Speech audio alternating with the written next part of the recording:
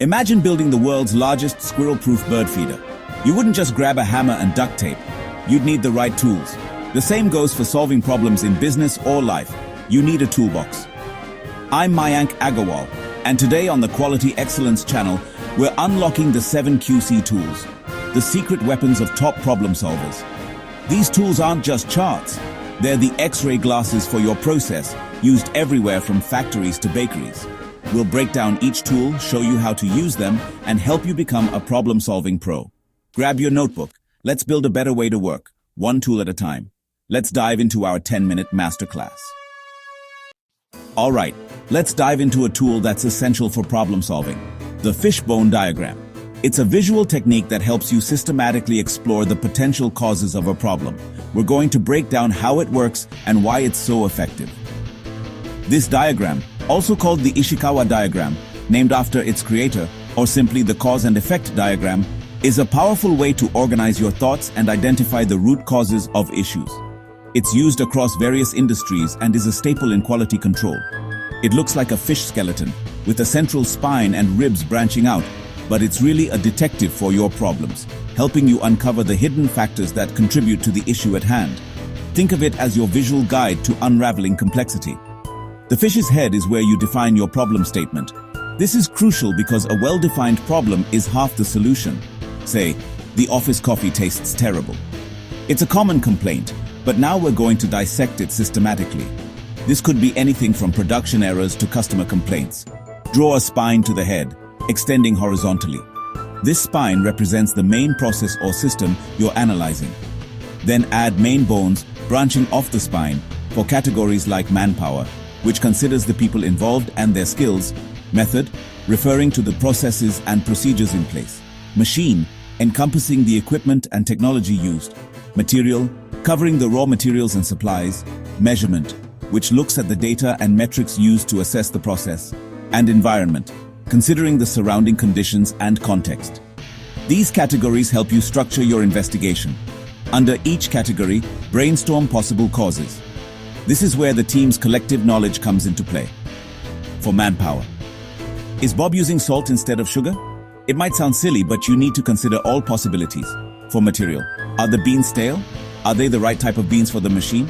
Get your team to list every possible cause, no matter how wild. Encourage creative thinking and don't dismiss any idea too quickly. Once your diagram is full, with all the potential causes listed under their respective categories, ask why. For each cause to drill down deeper, at least 5 times, to really understand the underlying reasons. This is often referred to as the 5 whys technique, to dig down to the root. Keep asking why until you can't go any further. Maybe the beans are old because you buy in bulk to save money trying to cut costs, which is a purchasing policy issue. This reveals a systemic problem, not just a coffee problem. The fishbone doesn't give you the answer directly. It's not a magic solution, but it maps out where to look, providing a structured path for your investigation. Checklist. Define the problem clearly, making sure everyone understands what you're trying to solve. Brainstorm causes, involving the whole team to gather diverse perspectives. Categorize them under the main branches to organize your thinking, and ask why, repeatedly, to uncover the root causes. This tool organizes your team's thinking, providing a structured approach to problem solving, and points you to the real root cause, not just the symptoms. It helps you move beyond surface-level issues. Use it to turn vague complaints into actionable insights, leading to real improvements. The fishbone diagram is your starting point for any quality investigation, providing a solid foundation for further analysis. It's how you go from bad coffee to the best brew in the building, by systematically addressing the underlying issues. Don't skip it. This is where real problem solving begins. It's a fundamental tool for any professional. Next, let's see how to turn those theories into hard data and validate your findings. The fishbone diagram helped us brainstorm potential causes, giving us a range of theories about why a problem might be occurring. Now we need to move beyond speculation and gather concrete proof to validate or invalidate those theories. We need to move from brainstorming to data-driven insights. Enter the check sheet. This simple yet powerful tool is your ally in the quest for data. It's not a to-do list. It's not about marking tasks as complete. It's a simple, structured way to capture information in a standardized format. It allows you to collect real data at the source, as it happens, providing a snapshot of the situation. Design a table. Think of it as a purpose-built data gathering tool. Put the days of the week across the top, creating columns for each day's observations. List the potential problems down the side. These will be your rows. For example, if you're tracking coffee quality, bitter, lukewarm, burnt, etc. Tailor the categories to the specific problem you're investigating. Place it by the coffee pot or wherever the data is generated. Make it easily accessible. Every time someone tastes the coffee, they make a tally mark in the appropriate cell.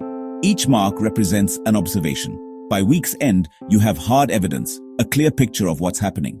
You might discover that Mondays are always bitter, or that lukewarm coffee is a consistent problem on Fridays. The check sheet's power is in its simplicity and consistency. It's easy to use and provides reliable data. Standardized definitions. Ensure everyone is on the same page. Everyone must agree on what bitter means.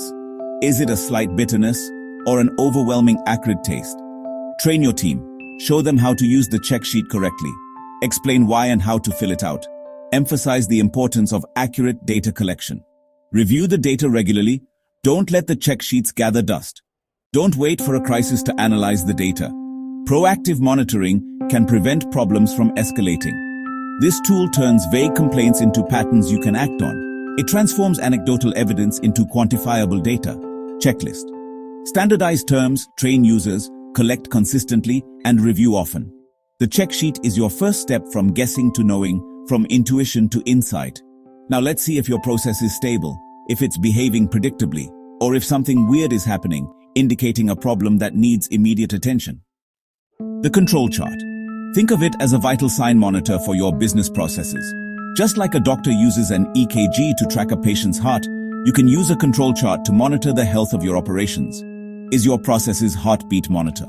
It provides a visual representation of how your process is performing over time, allowing you to quickly identify any deviations from the norm.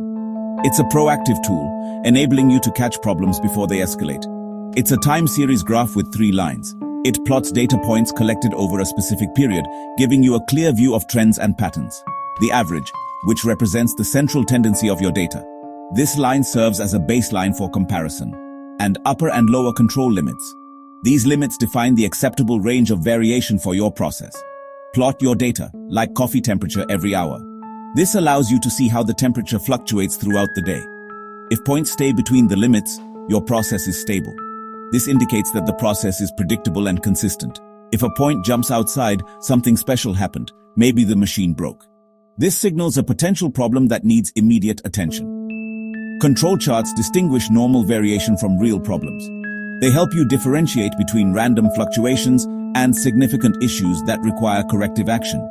Use the right chart for your data. Choosing the appropriate chart type is crucial for accurate analysis. Measurements, X-bar, IMR. These charts are designed for continuous data, such as temperature, pressure, or dimensions, or counts, P-chart, C-chart. These are used for discrete data, like the number of defects or errors. Gather enough data, at least 20-25 points. This provides a sufficient sample size for reliable analysis and accurate control limits. Sample at different times for a true picture. Avoid bias by collecting data at various intervals throughout the day or week. Investigate outliers and patterns. 7 points in a row trending up? That's a signal.